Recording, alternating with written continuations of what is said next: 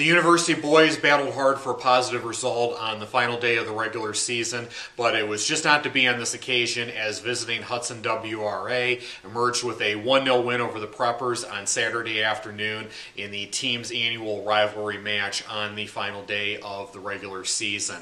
Fair result, I think, if we're being honest here. You could have even seen 2-0 being a fair scoreline here as well.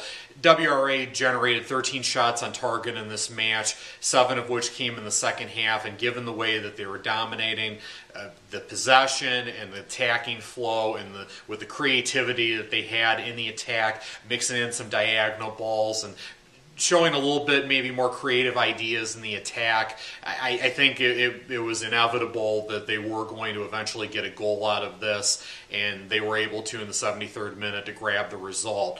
With U.S. looking at it from the News-Herald area point of view, I think the biggest positive was the play of senior goalkeeper John Mino. John had a great match here, had some quality saves to keep this a 0-0 match.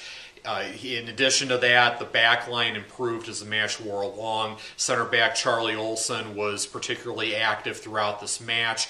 The outside backs in the opening 40 seemed to have a tough time with assertiveness on the ball, and they were getting beaten on wide runs a little bit too much for my liking as an observer, but in the second half I think the assertiveness was there a little bit more. You saw WRA had to go maybe a little bit more through the middle of the park than they were in the opening 40, and again, no question about it, WRA dominated the attack, but I did think that overall the back line did a little bit better job with being assertive and being ball winners in the second half than they did in the opening 40.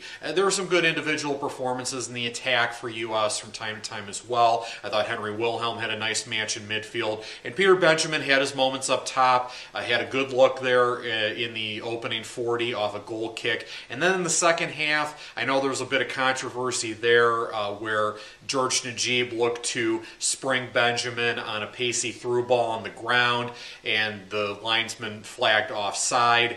If I'm being honest, I did not agree with the call, but it is what it is, and the match moves forward from there, and WRA is able to get the result there late. But with looking at the teams here in this mix of Division II for district play coming up, I think if we really know anything going into the tournament next week, I think the biggest thing is maybe the separation between Lake Catholic and the rest of the field in that district is maybe a little bit wider than we thought. U.S. is promising.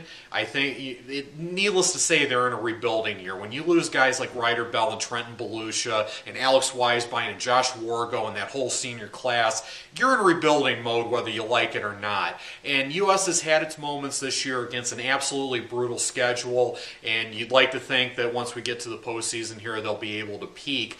But if this match is any indication, they still have a little bit of a ways to go. And if that's the case, Lake Catholic definitely has a huge advantage over this district, and as we've talked about before, it's just a shame that we couldn't see Chagrin Falls in this mix as well, with Chagrin being moved out of the district and Gilmore and Hawken moving in after the move up to D2. But be that as it may, U.S. had its moments with a rebuilding side with some new faces in the starting 11, and almost got out with a 0-0 result, but it just wasn't to be in a 1-0 loss to Hudson WRA on Saturday.